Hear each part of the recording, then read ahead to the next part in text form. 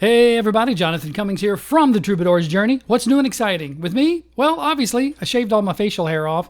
I'll just mention this very quickly.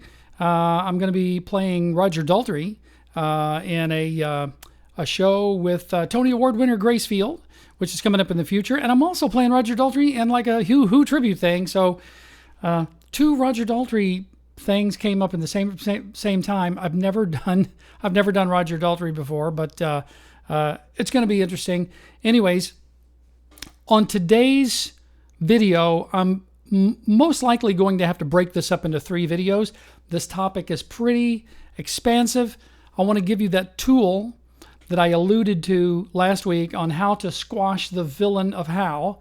We're going to get into that a little bit, and I really want to explain this effectively, and we're going to do that right here today on The Troubadour's Journey.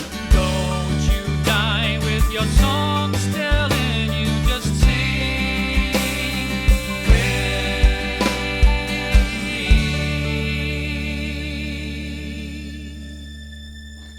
So the tool, if you want to call it that I want to really try to explain to you over these next 3 videos is something that comes out of NeuroLinguistic Programming. I know we haven't really got into that yet. We're going to get into that into the future. But you don't have to understand everything there is to know about NLP to use some of its tools. The way that I figured this out is many years ago, my ex-wife's brother died in a massive car accident. This actually happened before we were married. She was only 19 years old at the time, and he was 21. And at the funeral, his widower played the song "Wind Beneath My Wings" over and over and over and over and over and over again. And that was the song that she was playing. Now, this whole topic of discussing your neurological system is really the fact that when you are in an intensely emotional state, and that could be a deep depression, it could be an extravagant joy that you're experiencing over something, anything that deviates from your baseline level of emotions that you go through on a normal day-to-day basis. On a normal day-to-day basis, you're a little unhappy about this, you might be a little angry over that, you might be very excited over this that's happening in your life. But once you get out of that normal boundary, you have these extreme emotional states that we don't experience all the time. They're the things that happen in some people's lives only just a handful of times. And it throws your nervous system into a peak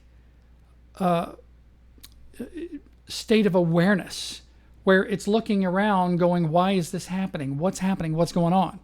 So if there's anything that's happening that your subconscious mind or your superconscious mind can pick up on that is happening out of the ordinary, your system will automatically link the intense emotion to the thing that's happening, even though the two things might not have anything to do with each other. Now, case in point, at the funeral, it wasn't the song "Wind Beneath My Wings" that was causing the intense emotional state of loss and grief that my ex was going through.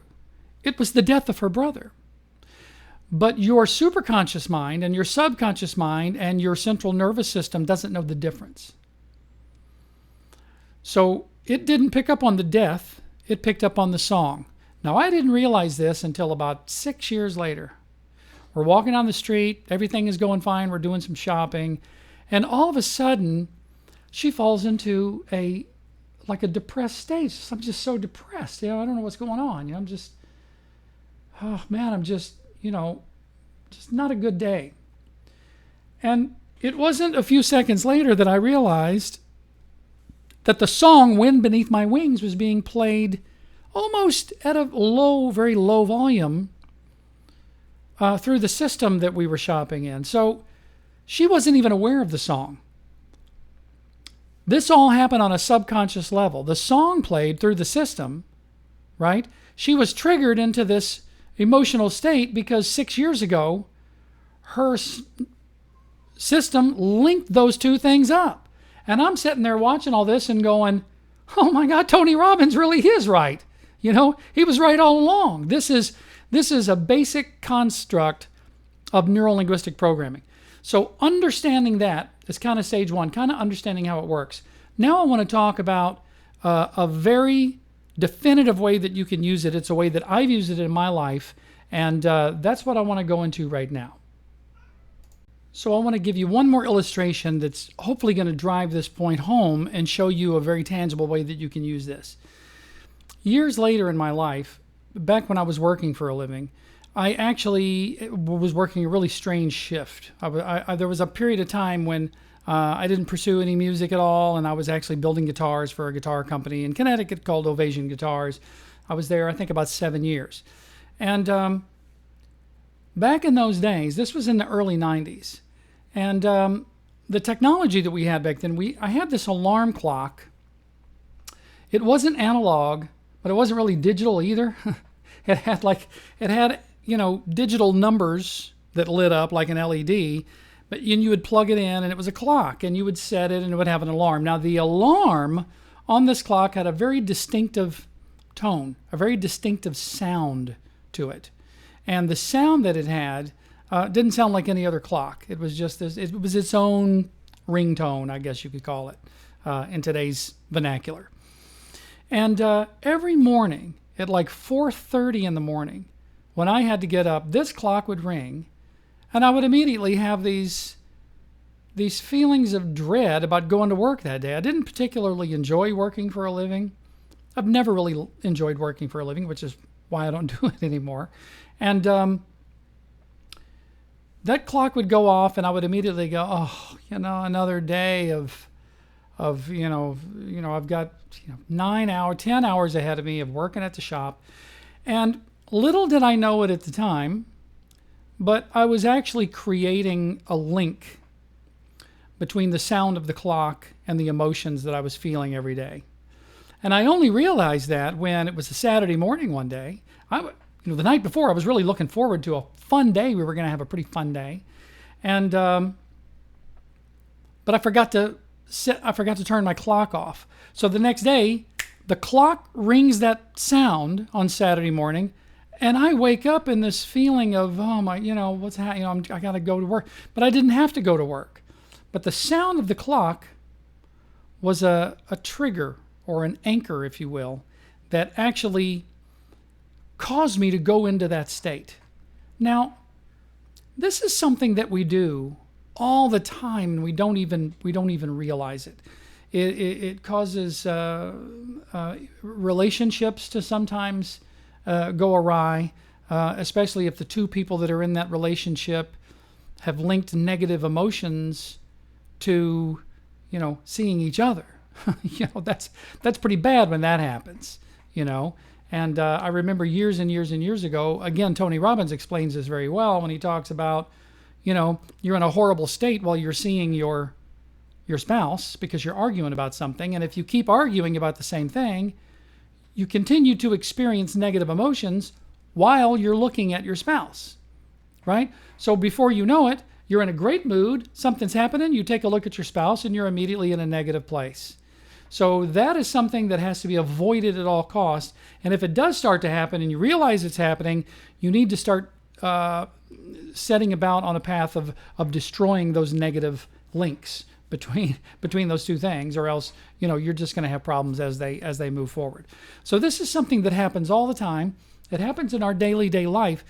And once we understand how to recognize those things are happening, there is several tools that we can use to eradicate or just squash out that negative connection. What I'm specifically wanting to deal with here is what I talked about last week.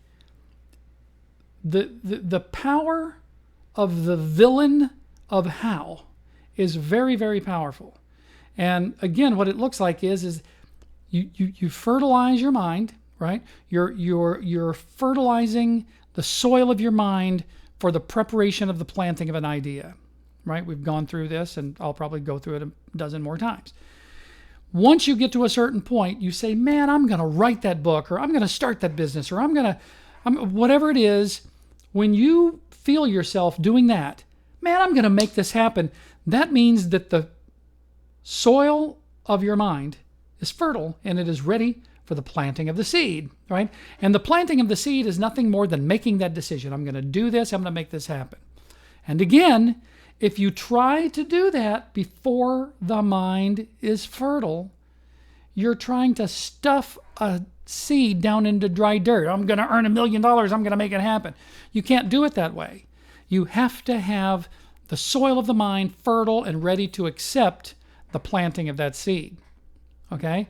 And then once the seed is planted, you're going to go about giving it sunlight. We've talked about a little bit about that means enlightenment or knowledge that you have to have in order to do that thing.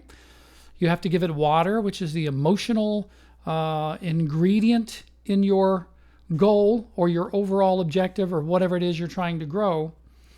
But as the thing grows along, you're going to have to weed it a little here, prune it a little here. There's care that has to be taken to it. And that really is where NeuroLinguistic Programming, which of course Tony Robbins called it neuroassociative conditioning, and I call it something else, which we'll get into later.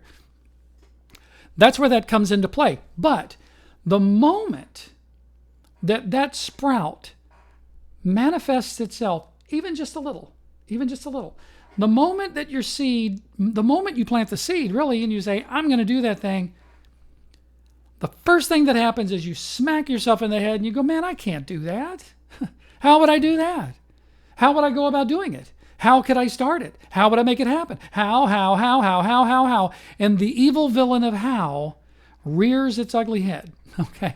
So that usually is the very first villain that we have to deal with, that villain of how. So I'm going to stop this video here, and on the next video, I'm going to get into using that powerful connection that we've just been talking about of neurologically linking an emotion to a particular unique event that's happening and how you can use that to your advantage. I'm going to tell you how I used it to mine and made really cool things happen, really great things happen, and I'm going to show you how you can use it in yours. So I will see you on the next video. Please like this video. Please subscribe to my channel. I don't charge anything for these videos. I'm doing them for free. If you really like this video, please hit the like button. If you didn't like this video, then please hit the like button, because people who actually might like the video will be able to find it easier the more likes I get. It only sounds logical to me. I'm Jonathan Cummings. This is The Troubadour's Journey. I'll see you on the next video. And remember, don't die with your song still in you. Don't you die with your song